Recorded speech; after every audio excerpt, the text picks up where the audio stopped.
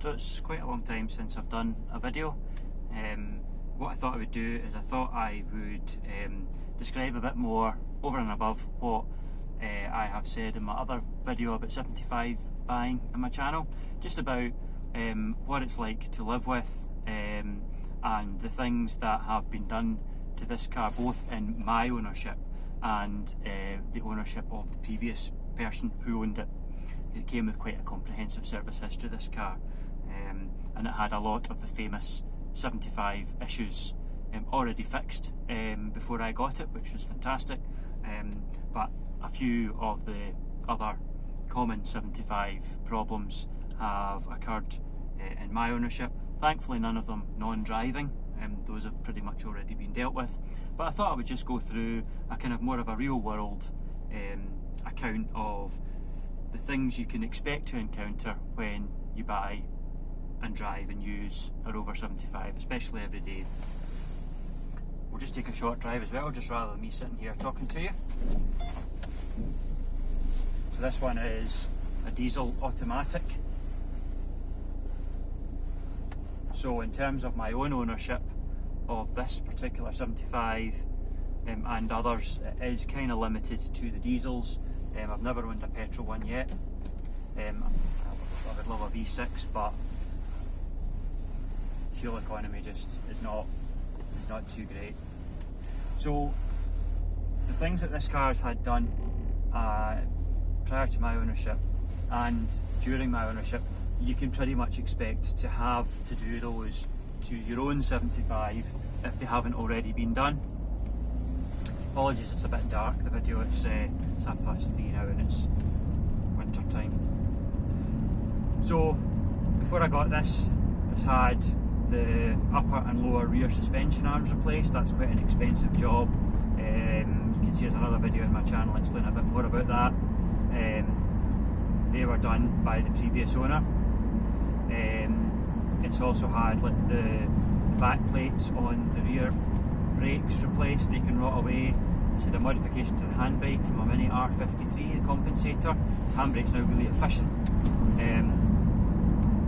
It had the Rover, the Renault 5 thermostat bypass fitted. This one's also had the EGR removed and mapped out. This has also had a remap. You don't have to do those things, but it does improve the drivability.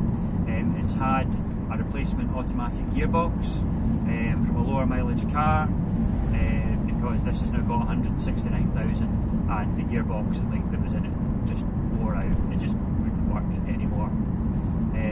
It's also had new rear springs. A lot of the last two 75s I had, the ride in the rear was quite disappointing, and it was because I think the springs were broken. The owner that had this car before me had the same problem, and he noticed when he was doing the rear suspension arms that both rear springs are broken, and it now has a magic carpet ride. This car, it really is fantastic. The owner did some work in the sunroof drains. This car has a sunroof, they tend to block, and it makes the carpets wet. He's replaced the carpets on this with pre-project drive carpets, so they are really quite plush. I can't remember what the carpets were like in my other one, but they are really quite plush in this one. He's also had to replace so this car has xenon headlights fitted, and there's little plastic arms, really small, only about 5 centimetres long, double jointed, that connect to little resistor boxes, ballast boxes, so that they can self-level depending on how the car's behaving, and those have been replaced as well.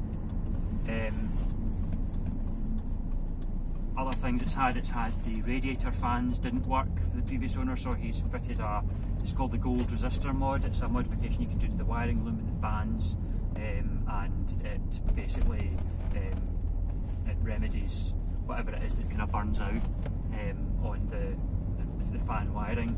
It's also had a new rear number plate printed circuit board wiring system on it. Again, that's something that can fail. It's had new jacking pads for the sills to keep the water where it should be on the outside. My ownership, and I've had to muck about with this in previous 75, so I've done 2 brake calipers. I did the front one when I got it, did the back one just this morning. I've had to replace the brake lines, they can rot over the fuel tank, so this one was like that. So far, these are the things that I've had to do. I haven't covered the petrol ones again because I don't really know about things like that. Things like injectors, timing chains and everything in the diesel are strong and reliable. Don't need to worry about dual mass flywheels even on the manuals.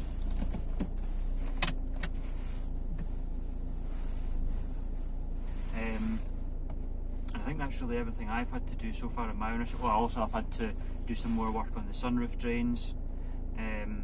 The other things you can expect to maybe have to do is, they're not bad for rot 75s, but just watch the back of the sills. The ones in this car are okay, but just as a precautionary measure, I've bought these repair sections from a chap called Tom Hobbs you can get online.